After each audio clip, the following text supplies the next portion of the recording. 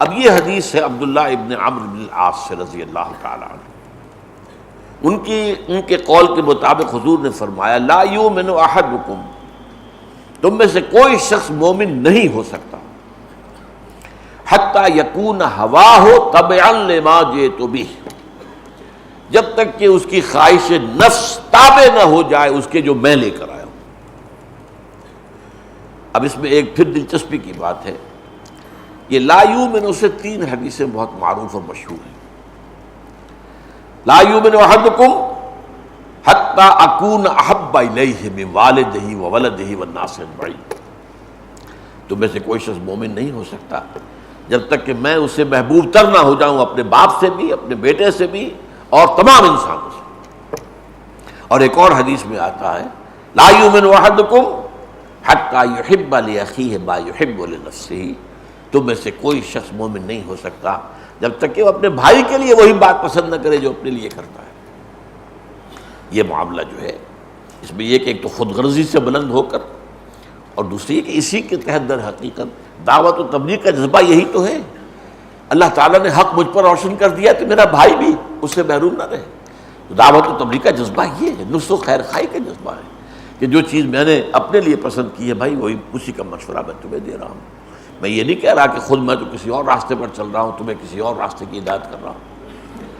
تو یہ حدیثیں جو ہے ایک بات نوٹ کر لیجئے کہ لا یؤمن کا لفظی ترجمہ مومن نہیں ہو سکتا، اس کو قانونی معنی میں نہ لیں۔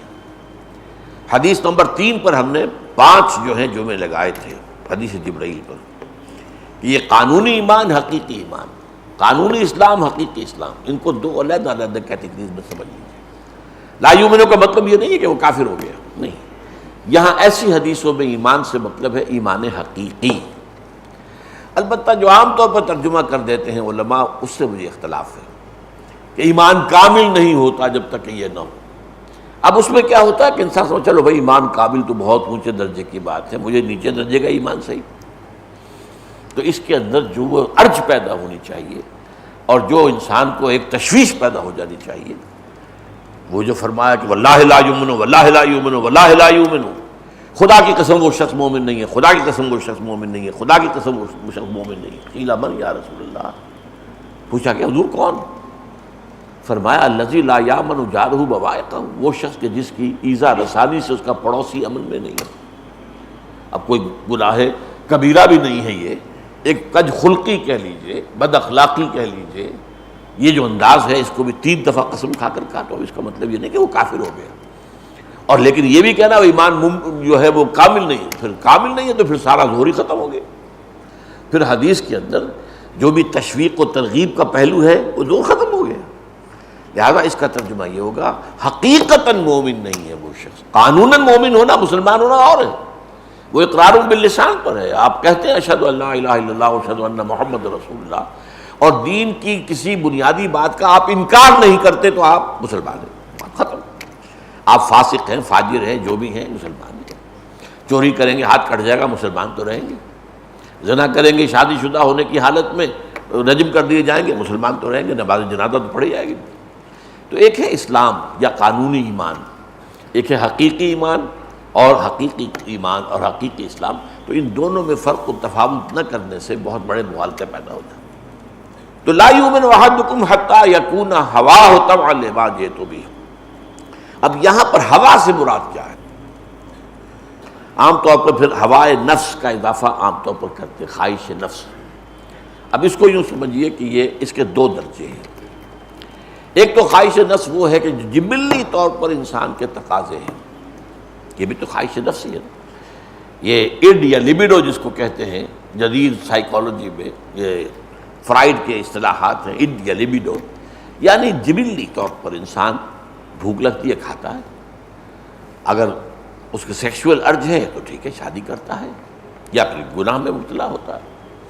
اسی طرح آرام بھی انسان کا تقاضا ہے، کچھ نہ کچھ آرام چاہیے اس کو۔ اسی طریقے سے اور انسان کے جبلی تقاضے ہیں، تو ٹھیک ہے جبلی تقاضے بھی نفس میں آئیں گے، لیکن ان کو کنٹرول کرنا ہے، نفس کو کچلنا نہیں ہے۔ نفس کو کچلنا رہبانیت ہے، لا رہبانیت فی الاسلام، اسلام میں رہبانیت نہیں ہے، لیکن نفس کو کنٹرول کرنا وہ در حقیقت اس کی ضرورت ہے۔ تو یہاں پر فرمایا کہ جب تک کہ اس کی خواہش نفس کا دوسرا مرحلہ ایک اور آ جاتا ہے. ایک تو ہے زندہ رہنے کے لیے کھانا کھانا، ایک ہے لذتوں کے لیے انواع و اقسام کے کھانے، کئی کورسز کے جو ہے وہ میلز ہیں. یہ اسراف ہے، یہ لذت نفس جو ہے، یہ ہوائے نفس اب بڑھ رہی ہے، اب آگے جا رہی ہے. کپڑے آپ کی ضرورت ہے، لیکن یہ کہ کپڑوں کے وارڈروب بھرے ہوئے، یہ نہیں، یہ غلط بات ہے. تعیش اور زیادہ عیش پسند جو یہ پھر نفس کا دوسرا اوپر والا مرحلہ ہے. یہاں آ کر نفس جو ہے وہ گویا کہ باغی ہو جاتا ہے، اور وہ پھر انسان کا مخالف بن جاتا ہے، دشمن بن جاتا ہے. یہ جو نفس کا یا ہوائے نفس کا جو معاملہ ہے خرابی کا، اس کو قرآن مجید میں مختلف انداز میں بیان کیا گیا. اس میں جو سخت ترین انداز ہے وہ میں آپ کو سنا رہا ہوں، میں نے دونوں آیتیں پڑھ کر سنائی ہیں. سورہ فرقان میں ہے ارأیت من اتخذ الہہ ہواہ افانت تکون علیہ وکیلا. کیا اے نبی آپ نے دیکھا، غور کیا اس شخص کے حال پر جس نے اپنی خواہش نفس کو اپنا معبود بنا لیا. معبود، الہ، زبان سے کہہ رہا ہے لا الہ الا اللہ، اللہ کے سوا کوئی الہ نہیں، اب معبود بنا رکھا ہے، الہ بنا رکھا ہے اپنے نفس کو. یہ سخت ترین انداز ہے، وارننگ کا، انذار کا، خبردار کرنے کا سخت ترین انداز ہے.